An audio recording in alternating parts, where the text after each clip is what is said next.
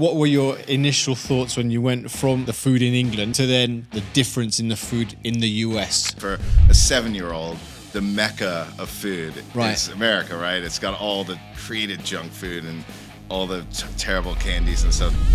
Was the culture the same in kitchens within Europe and the US, or did one sort of continent have more banter than the other? No, I don't think it's the country necessarily that makes a difference. I think it's the chef that makes the difference, because the chef, he sets the tone, right? If he wants everyone to be fucking scared, they'll be scared.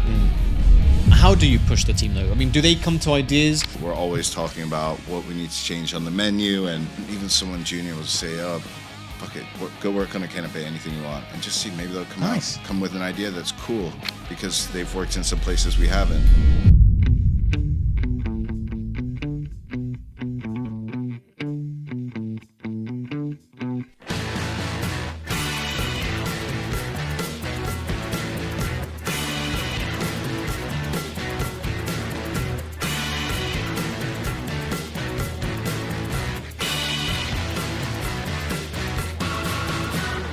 Hello, my friends, and a very warm welcome back to the Chef JKP podcast. How is everyone doing? Tell me the truth. Christmas is just around the corner. Can you believe it? I cannot believe how fast this year has gone, to be really honest. What's been happening in your world, in your kitchens, restaurants, place of work? Tell me the juicy gossip. I see that some of you, JKP soldiers, are actually telling me what's going on in your lives.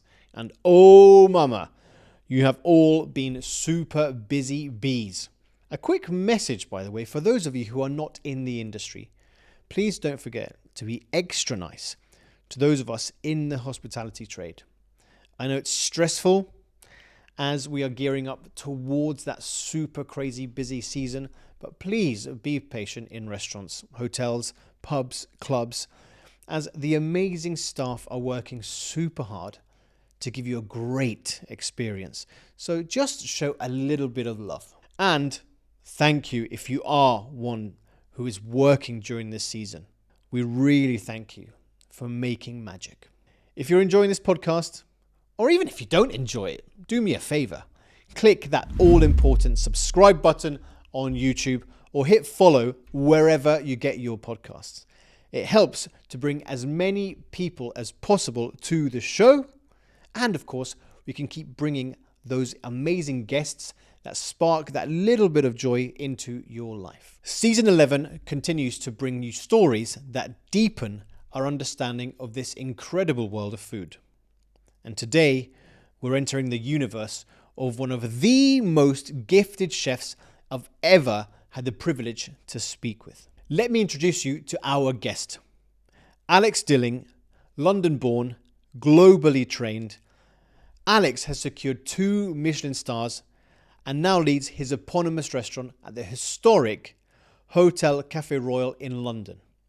But beyond the accolades, what makes Alex remarkable is his combination of technical mastery and genuine humility. Someone who still views each dish as a story and each guest as a collaborator. Recently, Alex joined us in Dubai, colliding his world of precision and imagination with one of our previous guests, Chef Christophe Devoile. Together, they created something unique, a manifesto of flavor and identity. Today, we'll dive into how Alex approaches food, culture, and the craft of how he builds experiences from the ground up, as well as what it really takes to stay relevant and to stay at the highest possible levels of gastronomy. So relax, grab a glass, take a moment, because this is going to be a conversation that resonates far beyond the plate. Alex was super gracious with his time. He was not in town for long, so I had to grab the opportunity. Now, listen out for a story. Do you know what? You all know the score by now.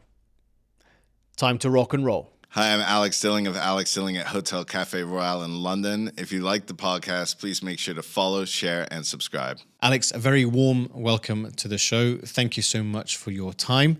Now, as is customary, first question is, can you tell me your first or favorite childhood food memory? I have quite a few because I was quite spoiled with my parents to travel and eat in beautiful places. But we were in Sardinia on a holiday, and it was a kind of farm, I guess, where there was like it's kind of square shape, cluster of buildings where there was just rotisserie suckling pigs being cooked, and everyone sat on these little tables in the center underneath the stars, and you just had this family-style meal from this suckling pig in Sardinia. And I wouldn't be able to tell anyone the name of this amazing place. I mean, I need to find out or ask my parents, but it's exactly the kind of place that go 30 years later or whatever, where I want to go and eat. And I just have this memory of it being very simple, but something quite special. Yeah. Wow, that sounds really special. And I think I have a few of those throughout my life of places that are like that. But I need to find out what that was called. So could you, just for context, could you tell me sort of where you grew up? So I was born in the UK, but to an English father and an American mother. And being born in the UK, I think at one point my mom was like to my dad, "Oh, let's spend some time back in the States." Then we moved to California when I was 7. So I spent about 5 years there then. Got the accent. So everyone just assumes I'm completely American. But then we moved back to the UK and lived there for a bit till I was 21. And then I moved back to the States again, where I lived and worked in New York. Okay. Yeah. So where in the UK were you born? In West London, in Chiswick. Okay, cool. So you went from Chiswick, and roughly at the age of 7, you sort of moved over to the US. Yeah. So can you tell me a little bit about sort of what were your initial thoughts when you went from the food in England at that sort of time when you were a kid to then, the difference in the food in the US? Well, I think at that time in the world and being at that age is probably the coolest thing ever. Because you go from whatever English snacks you can have to American snacks, which for a 7-year-old, the mecca of food is America, right? It's got all the, created junk food and all the terrible candies and stuff. So I think I was probably very happy. And I mean, what I can remember, my memories of food then were things like falling in love with Hot Pockets and all the things that you shouldn't be having. So I think as a 7-year-old, it was a cool time food-wise to be moving to the States, yeah. And so then, throughout that time, how long did you stay in the States as a sort of kid? 5-6 years. Okay. Yeah. And then you went to high school back in the UK. Yeah. Right. And then what were the sort of interests that you had as a teenager, whether it was food or not? So I always loved eating, but it was never something that crossed my mind as being a profession. My interests were skateboarding.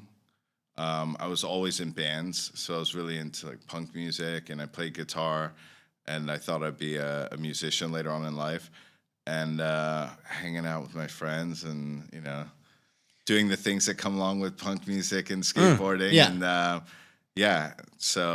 it wasn't really in my mind at all, like being a professional chef. I thought I'd probably get into music in some way or another.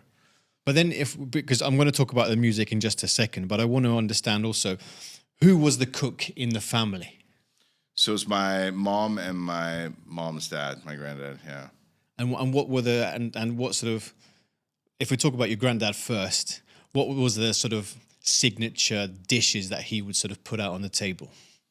So he was quite a well-known architect, very, as I imagine most architects are, very meticulous in what he did. I know he had these copper pans, which, bless him, they were left to me when he passed, and he would polish them after every time he used them. This kind of person who everything corrected in its place. And I think those are very chef characters as well, that we like everything lined up and organized. And so he was very much this kind of cook. And he would cook all sorts of things. And he was just a very beautiful and natural cook. And he was the kind of person who would drive to all lengths of the city to get whatever ingredients he needed to make the recipe he was making, whether it was chilies from, the Mexican part or, whatever it would be. And he was just a really passionate, lovely cook, yeah.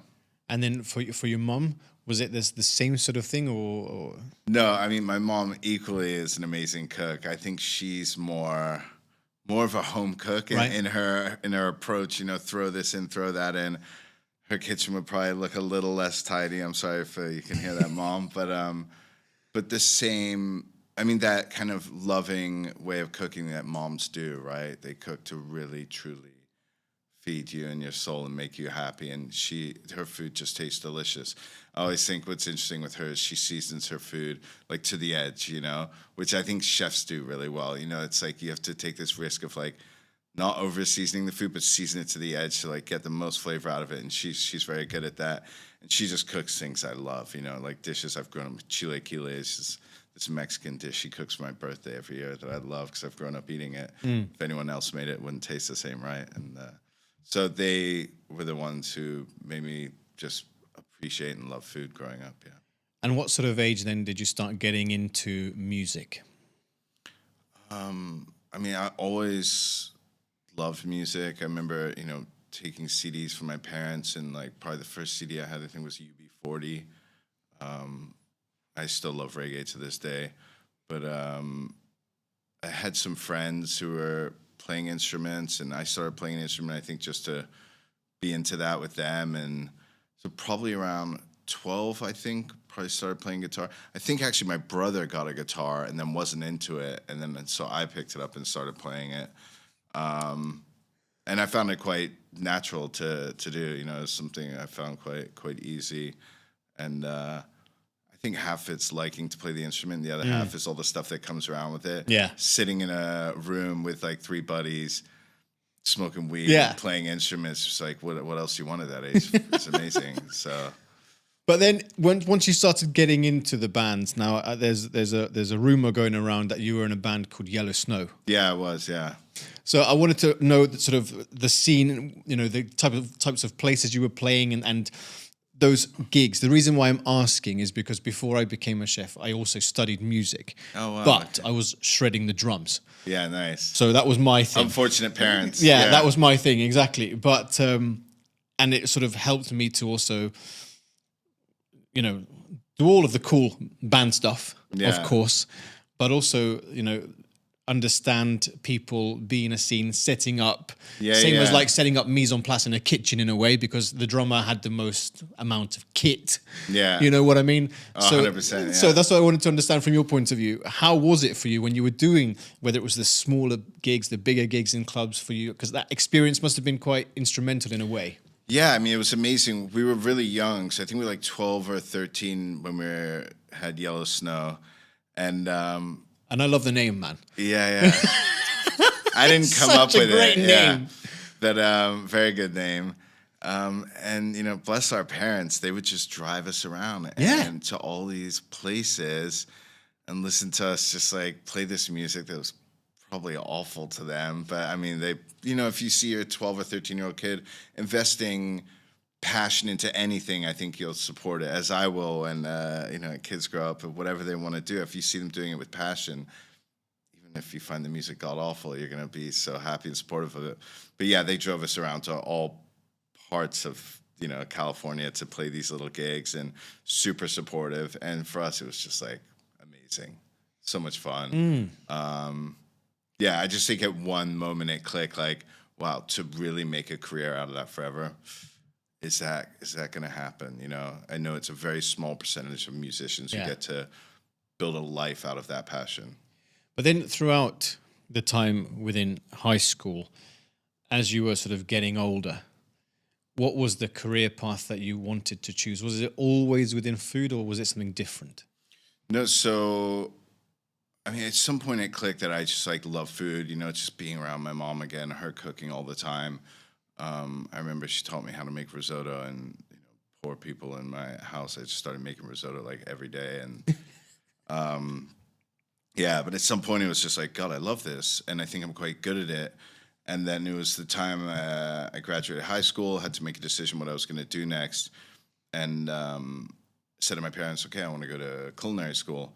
And I think at that time it was just shy of the time where it was quite cool to go and be a chef, and quite a good career path. So my parents were a little bit against it. And it's weird looking back, because they're not this kind of parents.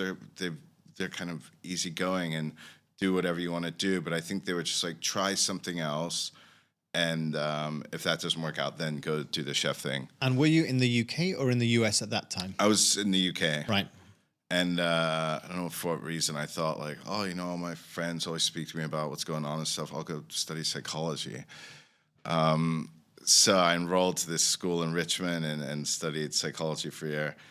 It is not just like sitting and listening to people's problems. There's like a lot of science behind that. And then basically I ended up going to like 1 or 2 classes. Right. Spent the rest of the year hanging out with friends and not doing much until the year finished. And then I went straight to culinary school. Okay. So then... As agreed with my parents. Okay, you know, cool. Try this thing, and if it's not what you're feeling and what's gonna make you happy, then go for the cooking thing. So before you went to culinary school, did you have any sort of semi-professional experience, like working in a pub, dishwashing, anything like that before, or not? No. Okay. So you went straight in at the deep end. I had a lot of knowledge. Yeah. You know, I grew up around. My mom had cookbooks everywhere. Hearing my family speak about food, so I think it's a huge part of it, right? Is knowing the language, not like, you know, knowing French or something, but knowing the food language about a roux and this. And if you know that already when you're like 14 because of your family and them cooking a lot, I think gives you a step forward. So I didn't have any professional experience, but I think I had a one-up on just knowledge because of my upbringing around food. Yeah. So how long was the course at Kingsway? 3 years. 3 years.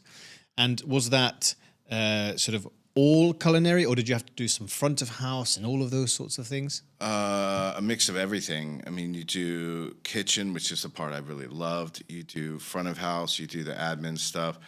I mean, one thing quite funny with that whole story is I never actually graduated from Westminster.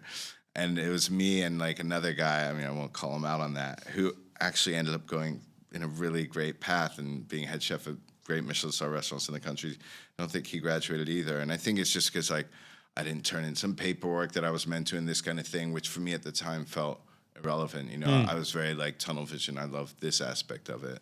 But it was an incredible experience for me, a great foundation for the rest of my career. Yeah. You know what's really interesting? So we've had over 200 interviews here, and with some, you know, incredible chefs such as yourself. And we had Pierre Kaufman on the show, and he said he was not studious at all. Yeah. You know, and a lot of chefs who have Michelin stars actually say the same thing. They either went to college or didn't graduate, or they just didn't like school whatsoever. Yeah, yeah. You know, so it's just quite interesting that so many creatives are exactly what you just said. You know, they're focused on the aim of what they really love. I think it's a perfect thing if you're not, you know, if you have like a lot of us ADD or ADHD, you're not really into sitting there in class. Working in a kitchen is just amazing. And for me, I'm someone like that too. If I have to sit still for ages, I get a bit jittery. And I, you know, being in class is just like touching this, touching that, cutting this, moving around. It's perfect. Yeah, so no, I'm not surprised. There's a lot of people who've had that similar path. Yeah. Plus the banter, of course. Yeah, in the of kitchen. course. Yeah, yeah. So then, can you just tell me your sort of, after you graduated, what was your first foray into a kitchen? Well, so while you're in school, you get to work in some restaurants. So, I mean, I did some time, I can't remember what it's called now, but it was one of the big casinos on Park Lane. I did, I think, an externship there for a few months, which was really interesting. I mean, nothing to do with Michelin, but very interesting in the way it works. You know, there's a different chef for each style of cuisine in case a high roller came in that night who wanted Chinese. Or I spent some time in the kitchen at the original Maze with Jason Atherton back when he was, you know, I think he was sleeping under his desk at that point. Poor guy. And then I worked at a French bistro in London as well, which was kind of, it was called Le Vacherin, and that's really what I thought I would do. You know, I've always loved classic French food. Who was the chef at the time? Can't remember the name, but he was tough. It was a long time ago. And I still do adore this kind of food, you know, the real classic stuff when it's done properly. And most of what I even do now is that stuff just plated a bit fancier. You know, I think the soul of what I do is revisiting these kind of dishes. I also worked for a little bit at Soho House. All of these kind of things are mixed up in a couple of years before I left for New York. And Soho House was a funny experience. You know, it was kind of a party company at that time, and probably what I wanted out of a restaurant at that time. You know, to cook, busy restaurant, but then finish work and go party with the boys. And you know, we went to do a Soho House pop up in LA, and that was wild with all these other sous chefs. And it was just like, you know, maybe a year, but it was a fun year, and I'm glad I did it. And also, it was interesting where maybe it wasn't, you know, the highest level of cuisine. It was a good experience for me to, you know, work in a restaurant where we do 2 undercover services and learn how to really push and to work fast and efficiently. You know, so I did a few things around, did some stages, and then I just kind of decided, you know, let's leave London, go check out New York, and get some experience. So when you went to New York, did you already have a job lined up, or No. I was very much of the mindset, like, I'm going to get to New York, some money saved, take my time, like a month, kind of trial everywhere, understand what's happening in New York restaurant-wise, and then make my decision. And can I just ask you, sort of from the perspective of all of the cities within the US, why specifically New York did you want to sort of go there? New York at that time was pretty cool, huh? Like, there was the Michelin was really pumping there. Like the fine dining restaurants was really pumping there. I mean, it was New York. I'd never really spent much time there. You know, I'd lived in California, but I was pretty young. I think I felt maybe a bit comfortable going back to the States. I sounded American. Right. I think, so yeah, I think that was kind of the reason for it. So after a month or so, you know, walking around, were you sort of just doing general interviews, and what did you actually land in the end? I was going and doing like 2-3 day stages in restaurants. Like I went to Michelin, which was incredible. Danielle, did a couple of days there. And it's good to do that because Danielle, like I went there and it was such an amazing restaurant. What he does there is just so beautiful. But it is an army. I mean, the amount of chefs there was crazy, and it's a 2-story operation, this bakery downstairs. And I was like, I'm just going to get lost in this place. You know, I had some experience, but not a huge amount. And I wanted to grow up quickly, and I knew to do that I needed to be in a smaller team. And after I'd done all these trials, the kind of last one I had set up was at Ducasse, and he was just opening in the St. Regis. And went to do my trial there, and it was very intense. Like I had to cook 2 dishes in the kitchen, which is quite rare for a position like that. It was like, I think, a demi chef de partie position, which I thought I was applying for. Had to do a written exam as well. You know, things like at what time of year are white truffles in season, at what temperature would mi-cuit salmon be. You know, it's quite a structured process. You know, usually these trials, you're asked to help out some other chefs do some tasks, and if everyone says you're pretty cool, then it's fine. But it was very structured, and I found out, you know, later on. I mean, I got the job, and it was a very different structured kitchen that all the chefs were tournant. Okay. So it was kind of everyone was expected to be able to do every section. There wasn't commis, demi chef de partie. Everyone was a tournant. Then you had, you know, your sous chef, senior sous chef, and exec chef, I felt very lucky to get offered the job there. I thought the team there was like a team of rock stars. Like they all seemed badass. I felt way in over my head.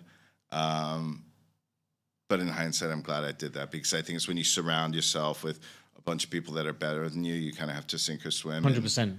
You know, 100%. And I was like really determined. I had some times I was like, I'm not going to make it here, but didn't give up, and I think it really pushed me to be a better chef and quickly. And can I just ask, so you were 21. Yeah. And so had you already sort of have extensive knowledge about the Michelin game and who Ducasse was? Yeah, a lot, because I mean at this point I was like just reading about it nonstop, buying cookbooks nonstop. I was lucky I moved to New York, and my first apartment was around the corner from what is like the main cookbook shop in New York, Kitchen Arts and Letters. So I was going in there spending everything I could on these cookbooks. So I knew what was going on, you know, and I think that's a lot of chefs now, they kind of don't. You know, before it was like you go into kitchens and everyone, oh, have you heard about this restaurant Mugaritz in Spain? What's going on? I mean, now a lot of the chefs are just not as interested on their day off. They're watching football and this, whereas remember us, we get to the pub, we talk about what chefs are doing in every other country and on our weekends. And It was obsessive, right? obsessive completely. Yeah, so I mean, I very much knew where I was. I knew I was, Mr. Ducasse's one of his restaurants, and that was a very special place to be. So that restaurant, Ardor, Adore. right, Adore. How big was the brigade then? It was pretty big because it was a big restaurant. I mean, New York didn't do it small back then. I mean, it was probably like an 80 cover restaurant. I would say we were probably 20 in the kitchen. Yeah. And that was solid tasting menu or a la carte? Both. Oh, right. And yeah, very different to what you would have nowadays. Restaurants just kind of like said, a la carte, that's too much work. Let's get rid of that. Let's just do tasting. And everyone's like, yeah, you'd have like probably like, 4 or 5 starters, 4 or 5 mains, 4 or 5 desserts, plus a short tasting, plus a truffle tasting if it was a time. And right. And it was busy, 5 on the garde-manger. You'd have your fish cook, fish entremet, meat entremet, 4 on pastry, 2 sous chefs, the chef, 3 on hot apps. It was busy. And who was the chef at the time there? When I started, it was a guy named Tony Ano. Terrifying man. But someone I admire greatly to this day, yeah. And what was the sort of biggest difference apart from, 2 continents apart? Was the culture the same sort of in kitchens within Europe and the US, or did one sort of continent have more banter than the other, or was it just everybody got on with the job and then after service everybody was still hanging out? I don't think it's the country necessarily that makes a difference. I think it's the chef that makes the difference, because the chef, a chef, he sets the tone, right?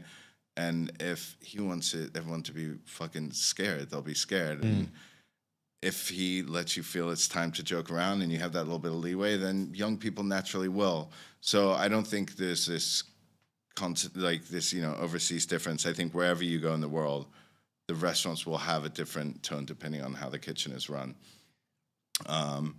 When I started there, I think he probably had a huge weight on his shoulders to get a lot of Michelin stars very quickly. The restaurant was stunning. There was a huge investment coming from whoever to build that restaurant.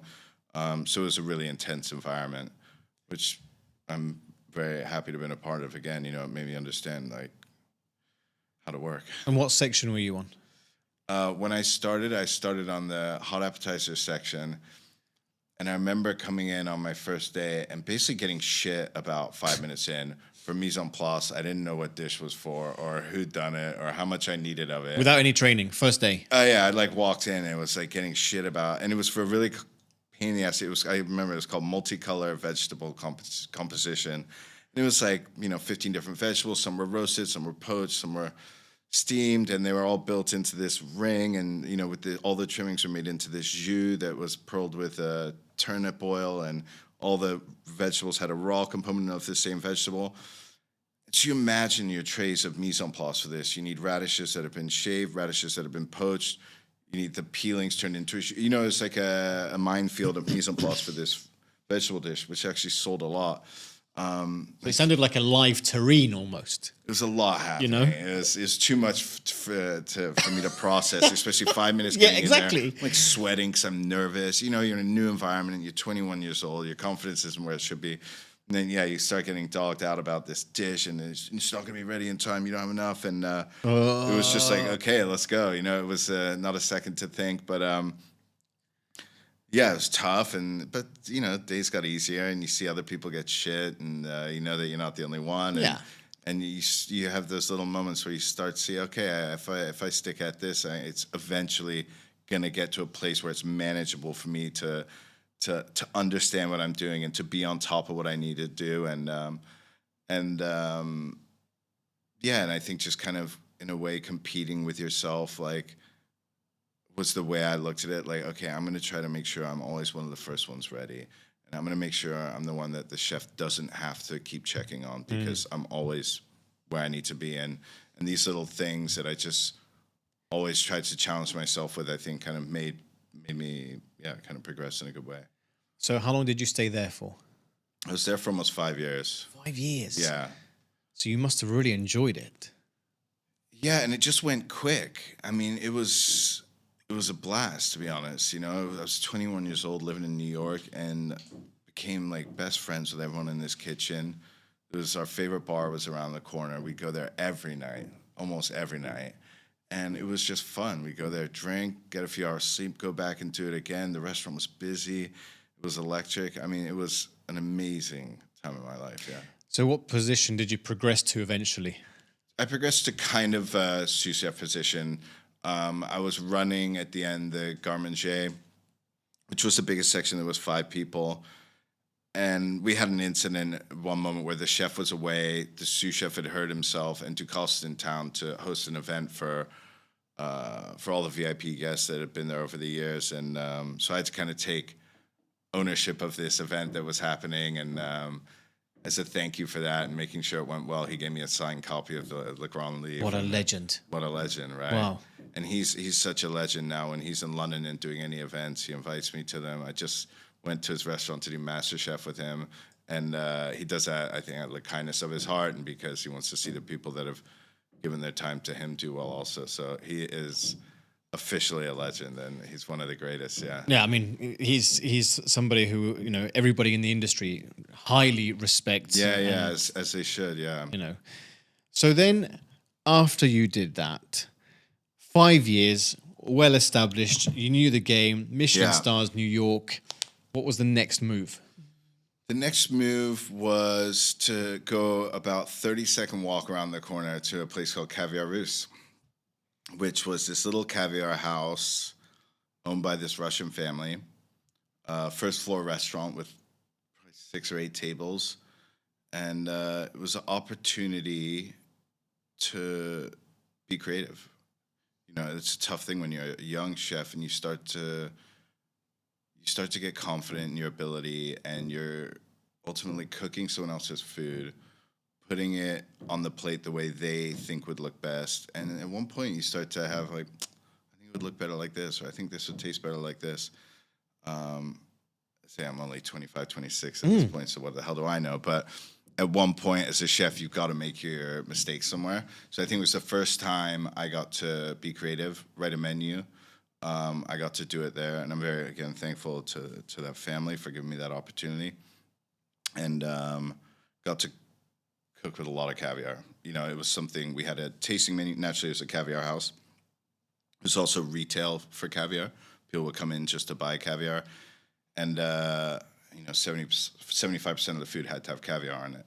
So a lot of people ask me now, oh, you use caviar all the time. I have a big part of my career was working with caviar. It was really interesting. And it was an amazing growing experience for me, learning to create a menu, to have a lot of stupid ideas that I thought sounded cool that really weren't once they touched the plate, and being too artsy and whatnot. And but a great experience that every chef has to go through. And just when I was finishing there, we ended up getting a Michelin star, which was pretty cool. Oh, fantastic! And it was kind of just a little confidence booster I needed for what I did next. Yeah. How did you get poached for that job? So it's actually a guy I worked with. He was a sous chef at Adore, and he was in conversations with them, maybe because we were around the corner, but it just happens, right? Like, people who need chefs, So then you had that, obviously, star under your belt, and then Hélène de Rose starts knocking on the door. How did that job come about? So it's funny you put it like that, because she was not interested in me coming into that role. When I was at Adore, the executive sous chef, who I became very close with, he went on to work for Hélène. He'd worked for her maybe a decade before or something, and he went back to work with her as her kind of group chef. Right. And they were having a transition moment. And so he was overseeing a restaurant in London and Paris and all her events around the world. They were having a transition moment in London, and they needed a new chef. He knew I was from London. To be completely honest, I think I probably wasn't ready for the role at that time. You were 28. I was 28, exactly, yeah. Jean, he thought I was ready for it. Hélène didn't. I flew to Paris to have my interview with her, which I think She didn't realize it was happening. You know, it was kind of like I showed up and wasn't there, and it just Hey, felt, hi. it just felt weird, the whole thing. But anyways, end up getting the job. I think he convinced her one way or another, and yeah, it was scary. I was 28, going back to London. It's the Connaught Hotel, which, you know, is probably one of the top 5 or 10 hotels in the world in terms of prestige. Iconic, beautiful location, beautiful restaurant with 2 Michelin stars, huge team. You know, I was Caviar Roost. There was like 6 of us, and Connaught was like 60. I was one of the younger people in the whole team, and then I was kind of in charge of all of that. But you came in as chef de cuisine? Her head chef, yeah. Right, okay. Running the restaurant, essentially. And I had Jean there, keeping an eye, you know, and everything. Jean was the corporate or the group chef. Group chef, right, yeah. Okay. But he was very lovely in the way he managed that and let me, you know, feel like I was in charge and make my mistakes and whatnot. But again, it was very hard. I think I was very like, I think I was struggling with that role, and coming from Ducasse, where I'd had to be quite powerful and vocal, I went a bit far on that. When I started at the Connaught, and I was quite loud at times. And again, a very scary time. I thought I was going to get fired every day for like the first 6 months. I was just like, this is too big for me. You know, doing tastings for Hélène, and just like, we weren't speaking the same language. I think sometimes, no fault of anyone's, just like we hadn't worked together. We didn't have a history together. I think the only saving grace was I was coming from Ducasse, and I understood his kind of playbook of ingredients coming from where he comes from. She comes from a similar region, and she also used to work for Ducasse. So there was that link there that made some of the language similar for us. But like the jobs prior, you know, you get through the dark times and you don't give up. And day by day, it started to get easier. And again, I ended up staying with Hélène for like almost 5 years. Got to travel around the world with her, became very good friends with her beautiful daughters, and yeah, it was an amazing experience. So just sticking it out sometimes is 100%. Yeah. But I want to understand, Alex, also from the pressure perspective. I want to get your take on that. Do you feel, and you know, specifically within the Michelin game with chefs, is the pressure brought because of Michelin, or do you think it's self-pressure? It's self-pressure. I mean, Michelin don't, you know, put this pressure on you. They're not writing nasty letters to you to scare you. It's us if we decide to accept that pressure, that you know, huge thing. Like, I put that pressure on myself that if we lose a star, it's going to be all my fault and all of this. Right. Also, it's not the be-all and end-all of a restaurant. What really matters to a restaurant is it busy? Is it making money? That's what matters. It's a business at the end. I think we put that pressure on ourselves. It's a shame because it's not beneficial. I don't think it helps you make better food. And I think sometimes it pushes people too far to maybe not behave appropriately, right? That being said, I love the Michelin, and it's been my kind of guiding light throughout my career. So, no, 100%. Yeah. But because I think that is one of the things that you're not sort of taught, as you said, as a young chef, and how to.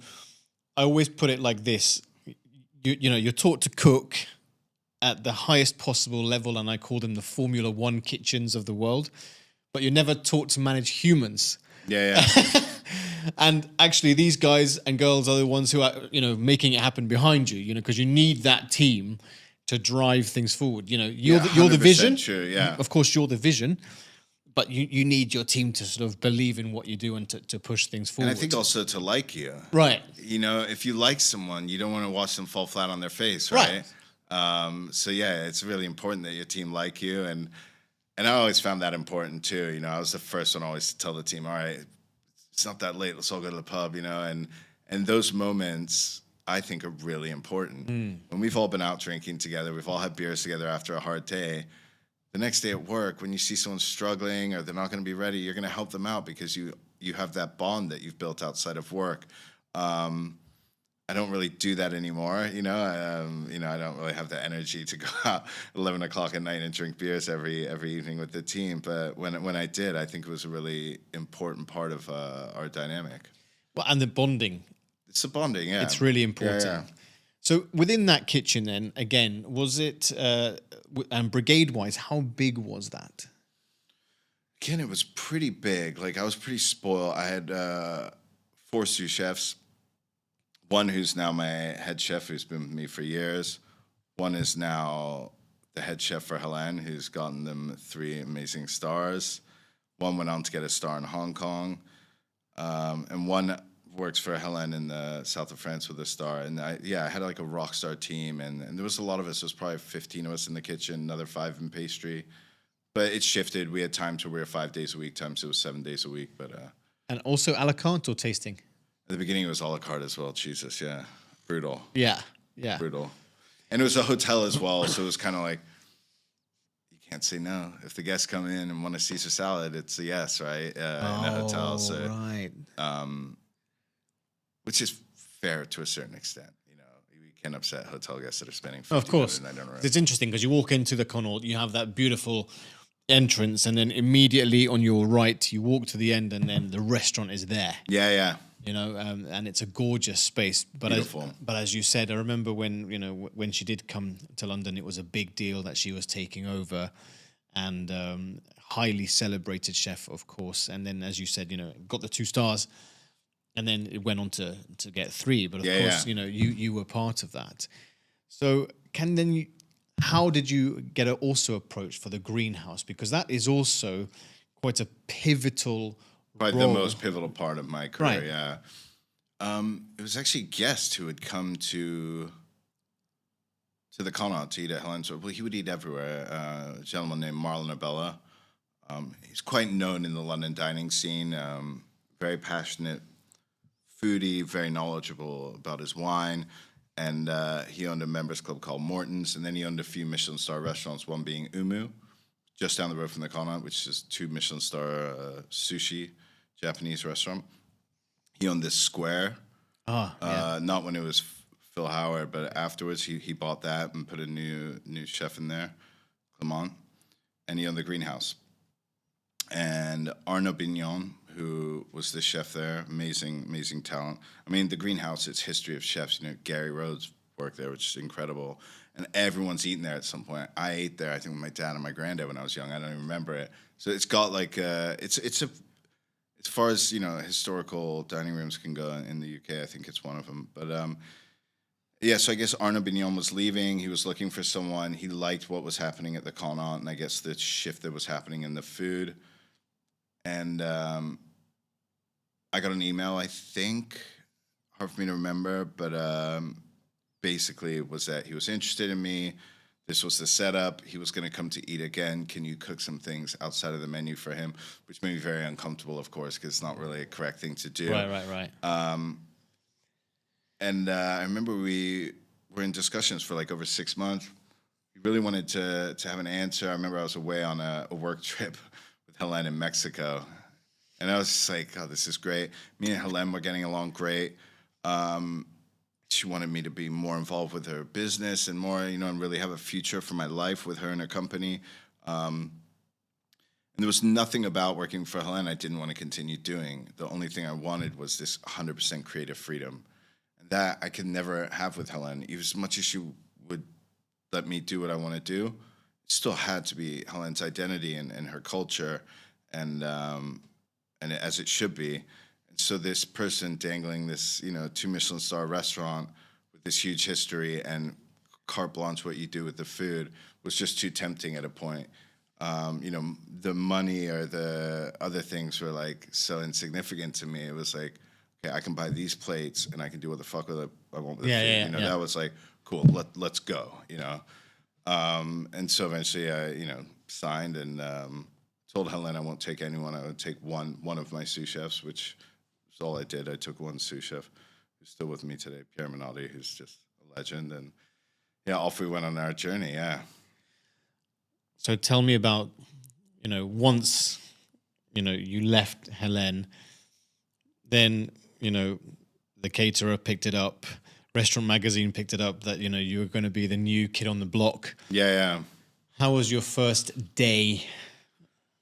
It was pretty tough. So we had like 2 weeks in the kitchen. There was some stuff that needed to be done. The kitchen was old. It was a big space, great space, but it was old and like a lot of things didn't work. And there's just like shelves I needed removed. I needed, wanted it to feel more open so I could see everything. And it was just all really rushed. I worked on a few of the dishes with Pierre while we were still at the Connaught, which helped us. We had like probably 15 dishes we had to come up with to fill a menu.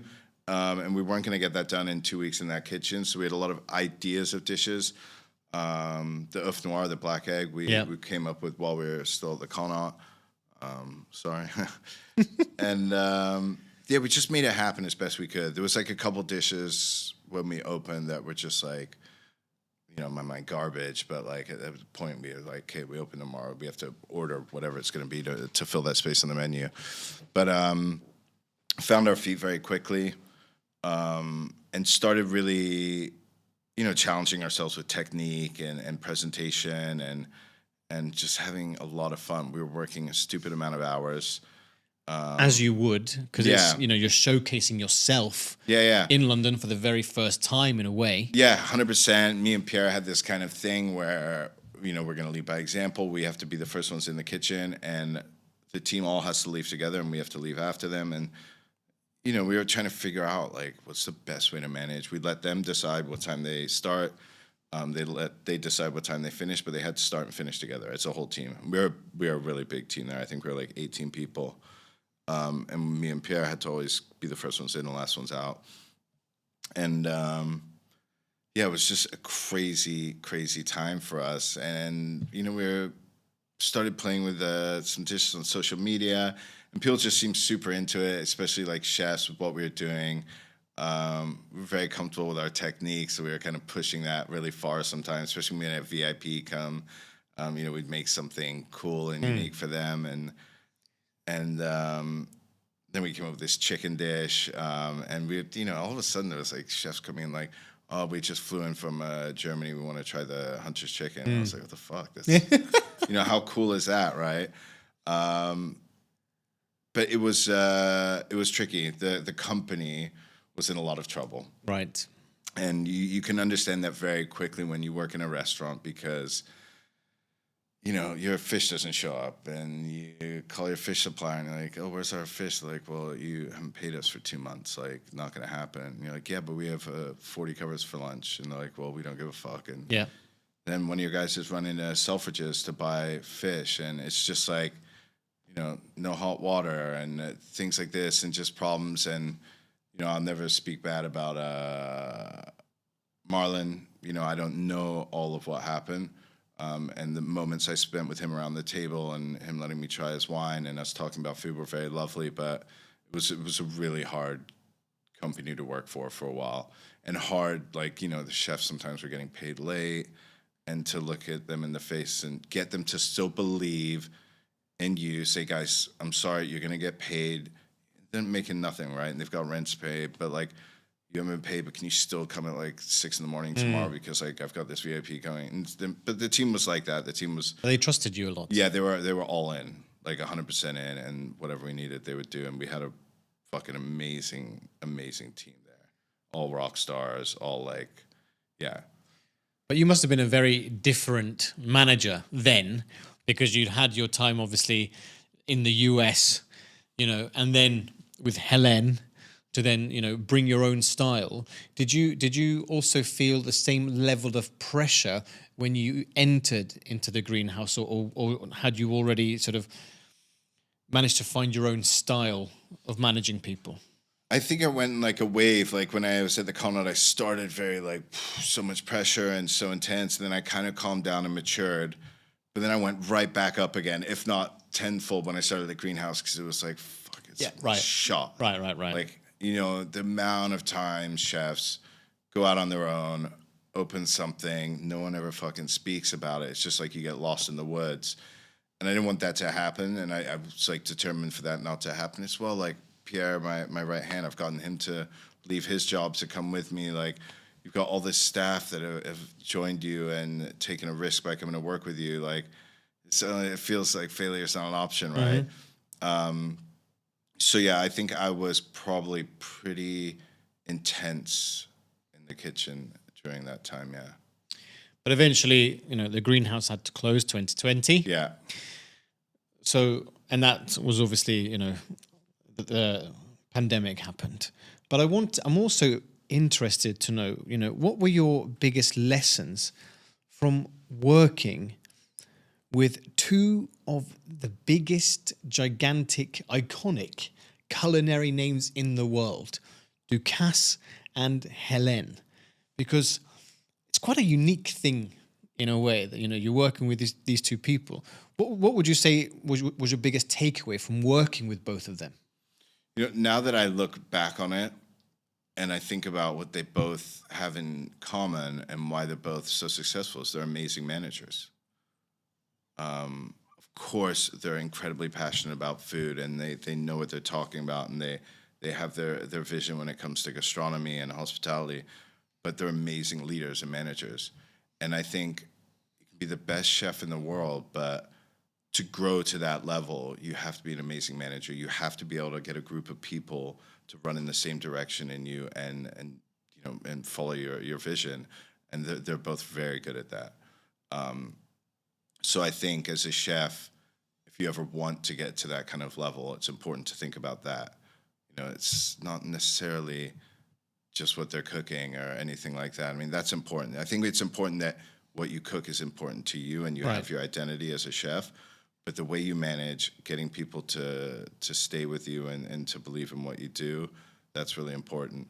And for them to like you again, as I said, I really think it's important that they think you're a good person and a good character, and that they believe you have good intentions with who you are and how you work. And yeah. So if we fast forward to 2022, you have your own project. Yeah. On the cards. Again, it's your name this time, fully. And I want to understand, first of all, before we get to the opening and the 6 months after opening, if you take me back to sort of the 6 months of pre-opening, where you'd already signed the deals, you're working on the menu, you have the space. Had you already found your own style of food? Because the reason why I'm asking that, Alex, is because when you go on your Instagram page, the level of technicality within those dishes is, of course, world class. So I wanted to understand, where did you sort of start to pick up that style? I think I just like things when they're perfect. As if you're gonna cut something straight, I want it fucking straight, right? If you want something round, make it a perfect fucking circle. Let's not round is round. That's just the way I like to do things, and I think, yeah, my style has kind of become that of things being very clean. I mean, me and Pierre both were very, very important to us, these kind of details. Yeah, it's simple as that. I mean, yeah. And when you were sort of deciding on the menu, or the first menu when you opened, what were the dishes that had to be on there? Well, the one that for the restaurant at Cafe Royal. Yes. The one with the whole kind of thought process behind that, and it's kind of what we did at the greenhouse, but we didn't scream about it, was revisiting French dishes that we love. Like at the greenhouse, we had blanquette de veau that was reworked with sweetbreads, and it was a savion of the blanquette sauce. And there's one dish that's been on at Cafe Royal since the beginning, and it's a reimagined pâté campagne, which is such a traditional, simple thing. And we make it very similar, the pâté campagne mix, but we had layer of boudin noir, layer of foie gras, layer of consommé jelly, and it's all fucking perfect, right? Yeah, it's beautiful, that dish. Yeah, and we, instead of the jar of cornichon, we put these shaved cucumbers. Instead of the jar of mustard, it's this honey mustard, and then we do this laminated brioche, like a croissant, and so it's the same spirit as when you're in a bistro, but it's just refined everywhere. And that's the only dish that's been on since the beginning, because it is the original kind of ethos of what we wanted to do. Let's take the food we love from France and eating in these bistros and elevate it to this dining room. And again, how big is the brigade when you first opened? When we first opened, I think we're probably anywhere between 10 or 12. Right. Yeah. And it was 5 days a week operation? Yeah. Okay. And lunch and dinner?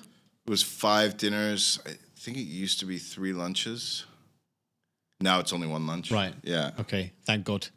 Yeah. Because the amount of mise en place, I can imagine, is also quite technical. Huge amount of mise en place, and it's a different climate now. Like, people don't want to work 7 a.m. till midnight. Fair enough, you know. So closing those lunches, they can start at 10, and it's a bit more of a lifestyle for everyone. But then you opened 6 months in, the Michelin guide comes out, bang. Within 6 months, Yeah. you get the 2 stars. I'm sure you've been asked a lot about this, but considering your background with, you know, such technicians and titans of the industry, was that, I mean, of course, you know, you were bound to get the star, but when the list was going through, you were in the gala itself, and they didn't mention you after all the 1 stars. Did you have an inkling that you were going to go straight in at 2 stars?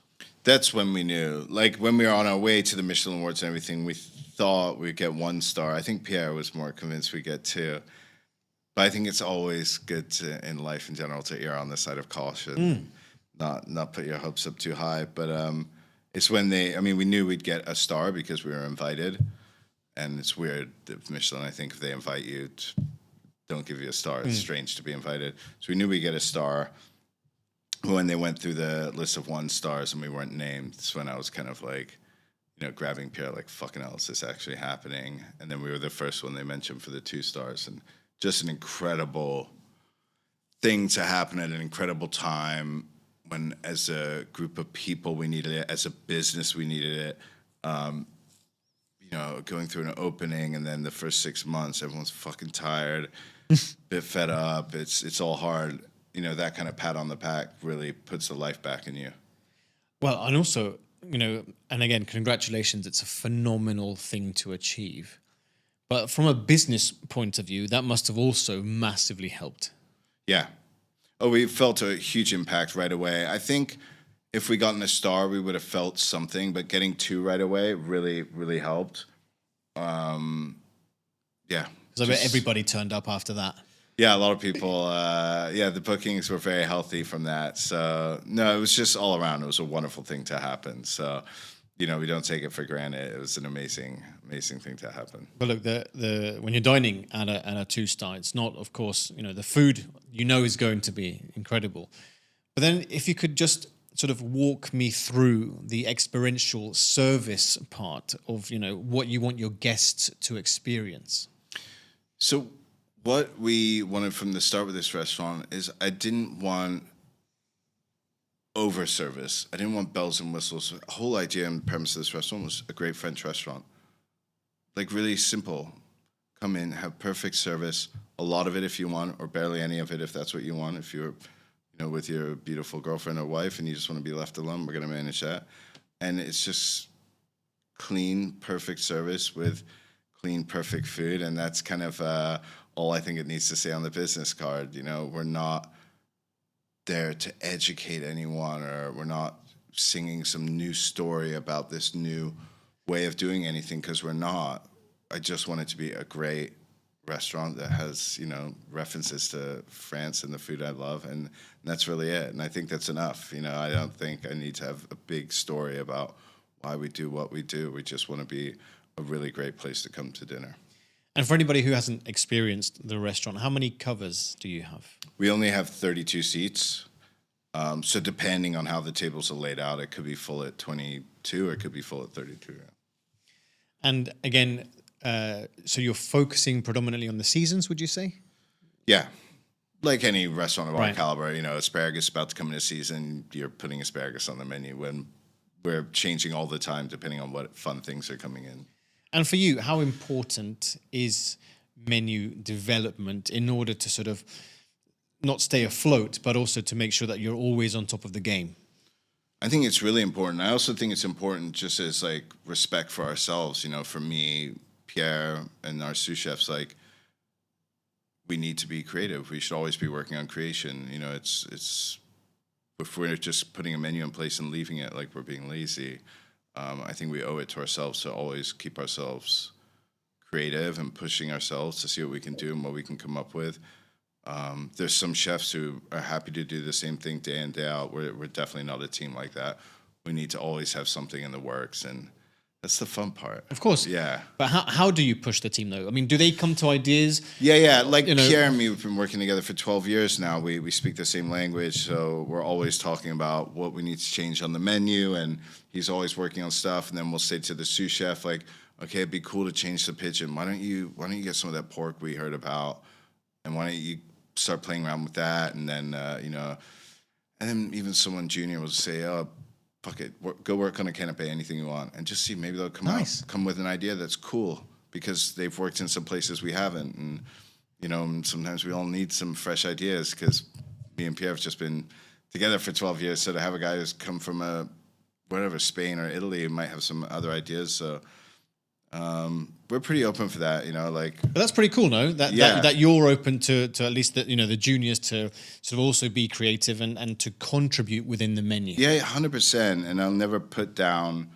an idea. Like someone will never come to me. I'll be like, that's fucking shit. It's ugly. It'll be like, oh, maybe that's not going to make sense. It's a canapé. It's a bit expensive to have as a canapé. And if you think 2 of those ingredients are already on the menu somewhere else, so it's just things to think about. Okay. But no, I never shit on someone's That's awesome. idea, because you can really damage someone's creativity as well, I think, by telling them they have a bad idea. And what you want is people to have confidence, because confidence makes them more creative and more free to put stuff out there. So I think the more you can give cooks confidence, the better chefs they'll become. But there are 2 things that you should have touched upon that I would like to discuss with you. Is, first of all, 2 challenges within the industry. Number 1, nobody, again, really teaches you how to become a businessman or a business owner. Yeah. So how challenging was it for you sort of in the beginning? Because, the previous jobs, it was funded, so on and so forth, but this time it's your own name.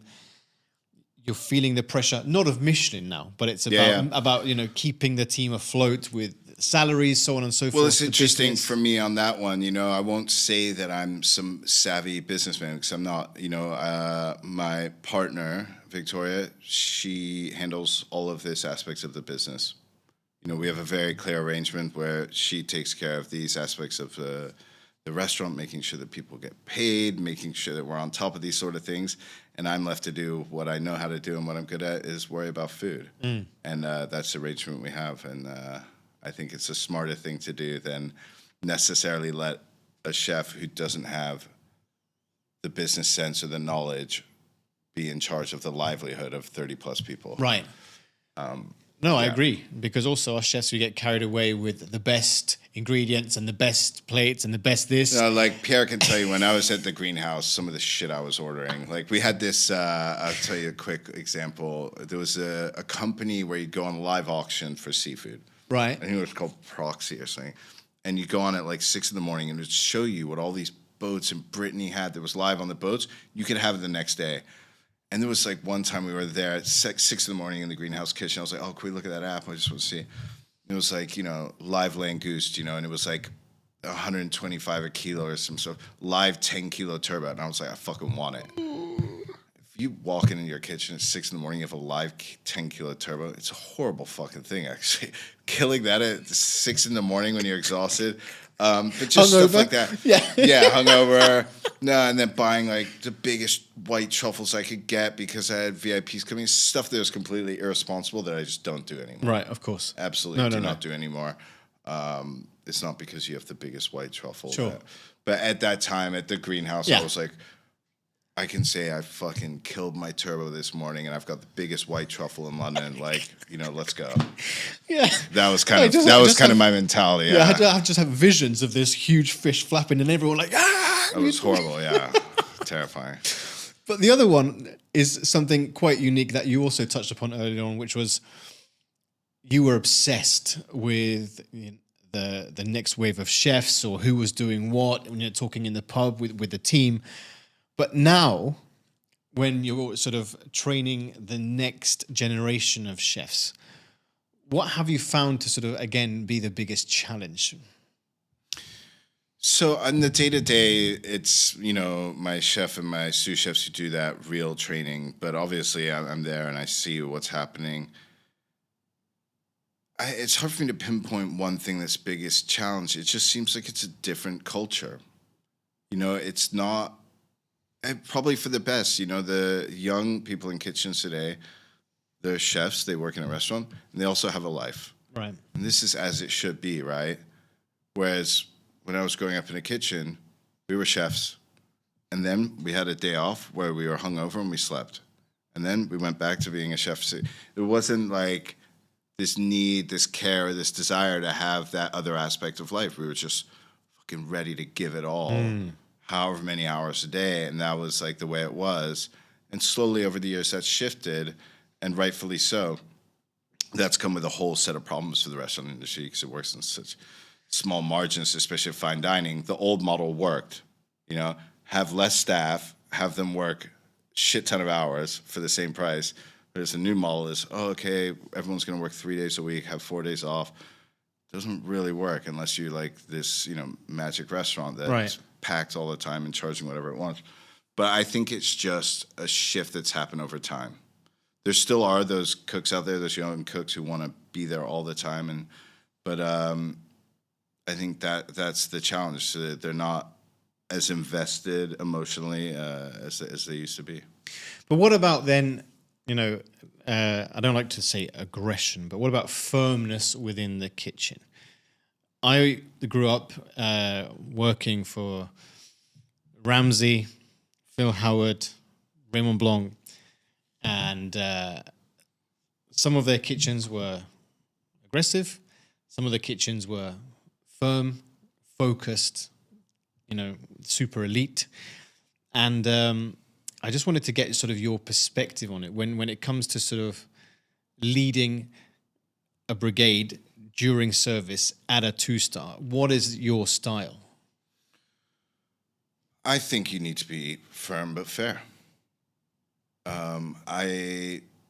I'm the first one, like if I was in school or in a kitchen, if you give me the room to fuck around and joke around, I will.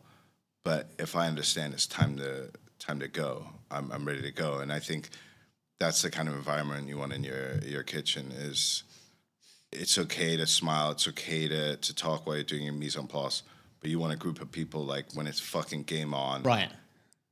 Everyone can very quickly switch into that mode, because when your restaurant's full of people spending a lot of money, it's important, and you need everyone to understand that. So I think there does need to be a level of firmness, but beyond that, some of the stories you hear, some are true, some are not. I mean, some of it's just ridiculous. Like to talk to people the way that people do, to be physically abusive.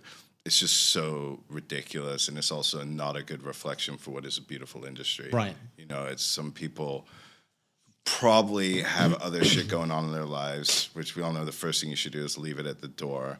But it brought that into the kitchen and taking it out on the team. It's just like such a shame that the industry gets tarnished by that, because it's not all like that. A lot of people talk about, oh yeah, they take in kitchens. I've been doing this for 25 years. I've never seen someone take in a kitchen. They do in the walk-in. I've never seen that. And I don't think any respectable restaurant would allow that. So a lot of it's bullshit. I mean, there are people who are nasty to the cooks, whatever. But for the most part, I think it's a lovely industry full of camaraderie, fun, and 100%. I agree with you. Yeah. And that's why people stay in the industry, because it is an incredible industry to be in. Supportive community. You get especially at the top end, right, exactly, and you get to make people's dreams come true, especially when, for example, I'm sure you've seen it many times when people have never dined at a 2-star or 3-star, and they're coming to you and they're excited. They've saved all year, all of that kind of stuff. It's or the chefs you've looked up to for years come to eat in your restaurant. Right. It's unbelievable. You get a photo with them. It's so cool, right? Yeah. So I want to come on to that because you recently did a collaboration with Albert. Yeah. And, he's a god. And I want to understand, how did that collaboration come about? So it's such a trip for me when, he has an operation in our hotel, So he has Cakes and Bubbles that's below us. We've met a few times, and the conversation started, and it was such a trip for me because when it started to come to realization, I grew up like reading their books. I have all their books, and the guys like created so much for so many, so many techniques that we all use today. I mean, I think stuff like xanthan gum and agar. I don't know. Yes, I believe it's come from them, and it's just crazy, And I've looked up to them always, those brothers, and it started to happen, like fucking hell, like to do that together, and my name next to him, and we're messaging on, it's really surreal, and it's such a pinch me moment kind of thing, and it's a long journey we go through as chefs, right? And you start from nothing, and these guys are like heroes. Like if I was into sports, like they'd be the ones that have their baseball cards, and to get the opportunity to spend a week with these kind of people, just pick their brain, drink a beer with them, shoot the shit, become on like a human level with these people that, to my mind, are like gods. That it's really amazing, and it's another part of our industry that I just love. And always when you meet these heroes, they're always just cooks at the end of the day, which is cool. You talk to them about whatever, you drink a beer with them, it's just lovely. But he was particularly lovely to be around, humble, and and that, everything you think he would be. And that's the thing. I think a lot of people have those misconceptions that they may potentially be arrogant and horrible and all these kinds of stuff. But to hear that he is super down to earth and super cool, completely. Yeah, the first thing when we started talking about doing this together, he was like, "Please come to Barcelona. I want you to eat in Enigma first to see what we do." So we flew out there just for the night, had dinner, hung out, and it was awesome.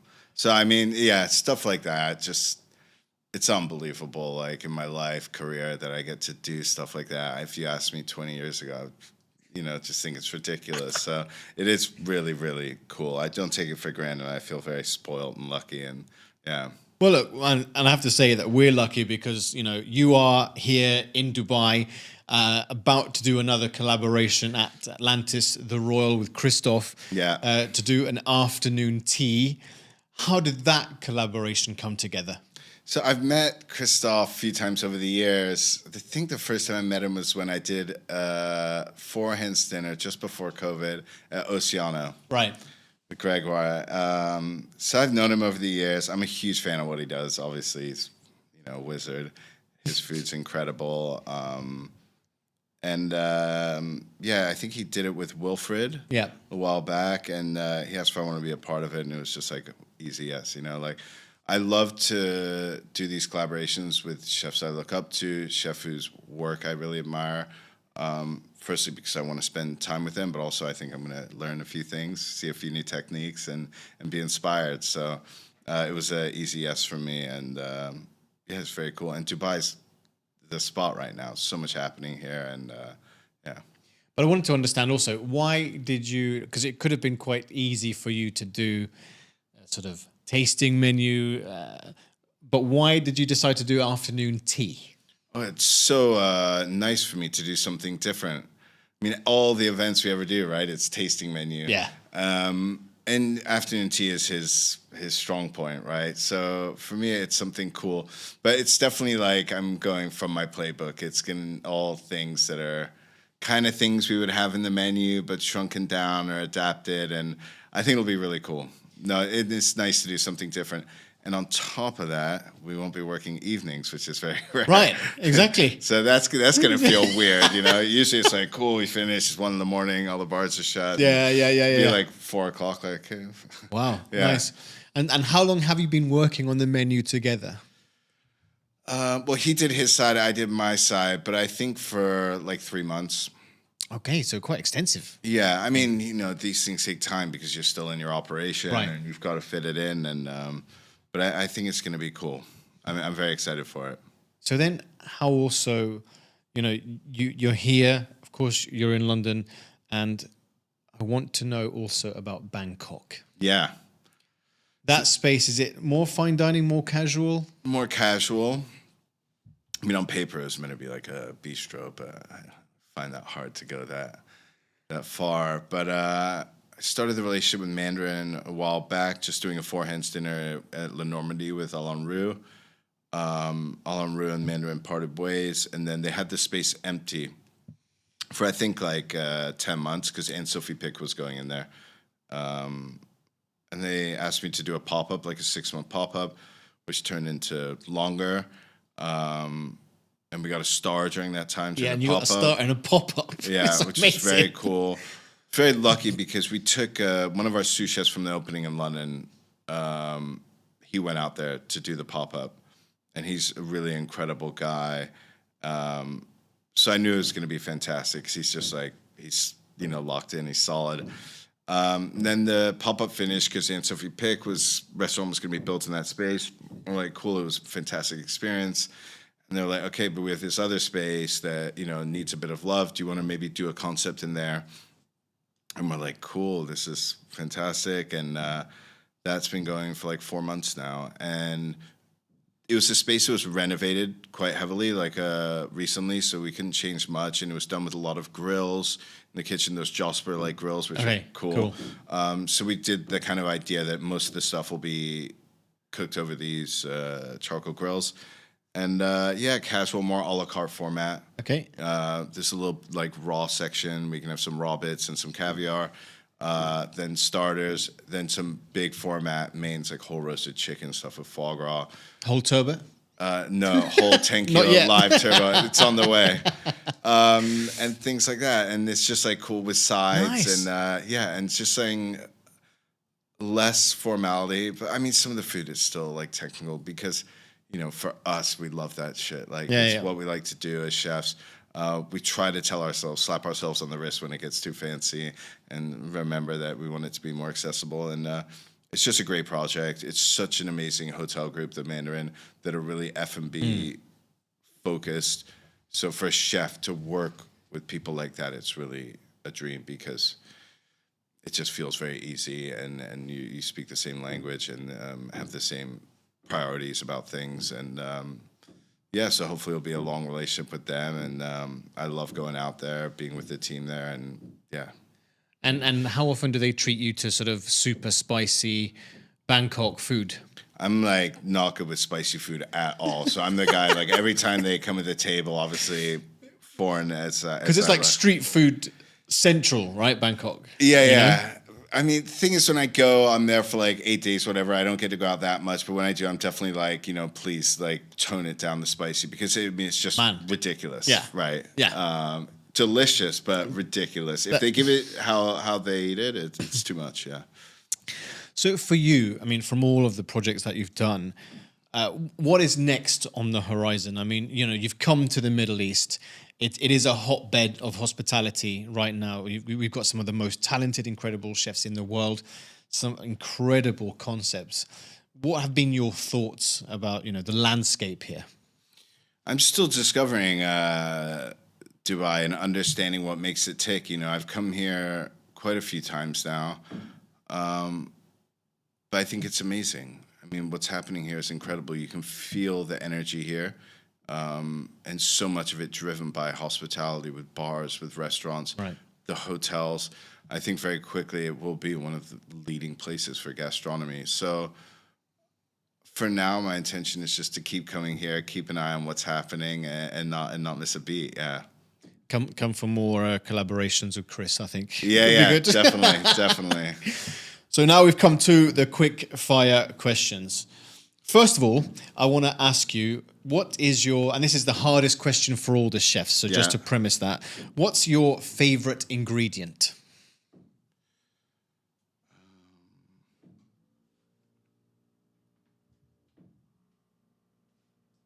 That is tough. We can come back to it if you want.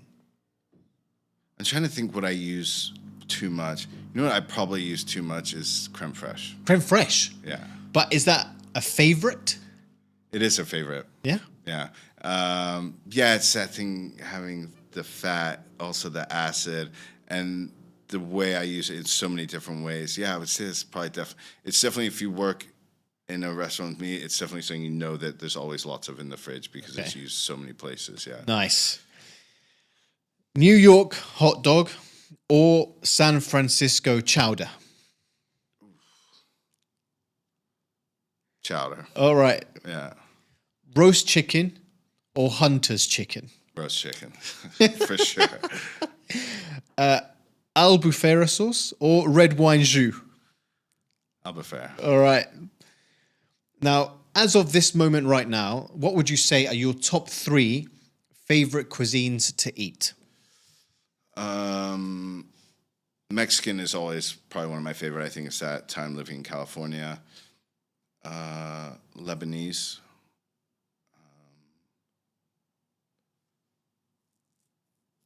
Trying to think what else I'm eating a lot. I want to say like British food in a way, because I go to this restaurant a lot in London called Bentley's, and I just went by myself the other day. And with ate Mr. there. Corrigan? Yeah, and it's just like I had some oysters, and I had a dressed crab with some chips, had some baked scallops, and for me it was a very British meal.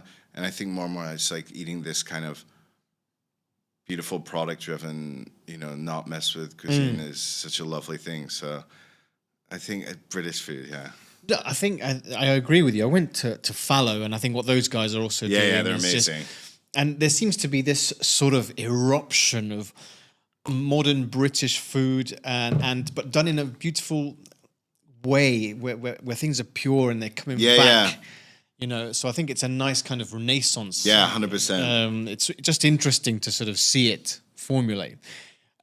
Who would you say are your top 3 food heroes, but they don't necessarily need to be chefs? Okay, I think mine probably would be, and I think I would say Gary Rhodes. I grew up watching him, loving what he does. I'll put my mom and my granddad as a team one because, they built that for me. They built that love for me. And then it may be Mr. Ducasse, yeah. Now, from all of your time in kitchens and restaurants, us chefs, we always see some type of day-to-day incident. But from all of your time, what would you say has been the funniest either kitchen or restaurant incident that you've seen or been involved in? So it's not like a specific incident, but I had, in the great team we had at Adore, there's 2 guys. They're both named Matt, who are really great buddies of mine. And it was just hilarious because we'd go out, and sometimes we'd go out all night. We come in really hungover, and it was like this weird vibe of we knew one of us was going to get shit from the chef like that day. And when you're getting shit and you're super hungover, and so it's like this really funny thing of like the one, like there'd be the 2 of us that were fine, and then the one just get destroyed, and you're hungover watching this other. Yeah, it was like evil, but hilarious, and fun memories of that team. Yeah. Alex, what advice would you give to any young chefs who wishes to cook at the most elite levels? I think if you want to be a great chef at that elite level, as you say, or Michelin level, you have to go all in. There's so many chefs that are so hungry to be great. If you want to do it, you've got to go all in and really make it a priority in your life, and spend as much time as you can also seeing what other people are doing, going out to eat, buy every cookbook you can imagine and read them, and immerse yourself in the world. Yeah. The final question, what advice would you give to a 16-year-old Alex Dilling? God, probably a lot. I wouldn't change a thing. It's so far, it's all right. Yeah, I had a good time. Yeah. Now, if anybody wanted to get hold of you through social media, how can they do that? Just message. I check like from time to time, and yeah. Okay, awesome. So Instagram is the main one. Okay, so I'll put all of those details in the show notes. Yeah. So that'll be all linked in, and also for the restaurant accounts as well. Okay, cool. All right. Yeah. And the gin. Yeah. I'll try and do that yes, as well. Definitely. All right. Alex, on behalf of the Chef JKP podcast, thank you so much for taking the time out of your incredibly busy schedule to be here. I know you've flown in, you've got this collaboration coming up, and we're it's super my honoured. pleasure. Honestly, super honoured to have you here. Thank you so much. It's been an honour on our behalf. Thank you. Thank you. What an utter legend. A gentleman and a truly gifted chef. Alex, thank you for sharing your story, your craft, and your heart with us. It's been a privilege to sit with you and explore what drives your creativity, your discipline, and your humanity in the kitchen. As always, if you want to see more of what Alex is doing, head over to the show notes. Now we've come to the end of another episode. Can you believe it? We've almost come to the end of the season. But if you've enjoyed it, don't forget to follow, share, and subscribe to the episode. And of course, send it to someone who really wants to hear this, as well as leaving us a really cheeky 5-star review, as it really helps to push and grow the podcast, as well as supporting the show. And it's Christmas. Everybody, and I mean everybody, needs to have one of these in their life. Hit the link in the show notes and you'll have all of the information as to where you'll get this stylish little bottle. And also we've made it super affordable for everyone globally. Well, gang, we've come to the end of the show. Don't forget to stay tuned for the next one. Until next time, food is memories.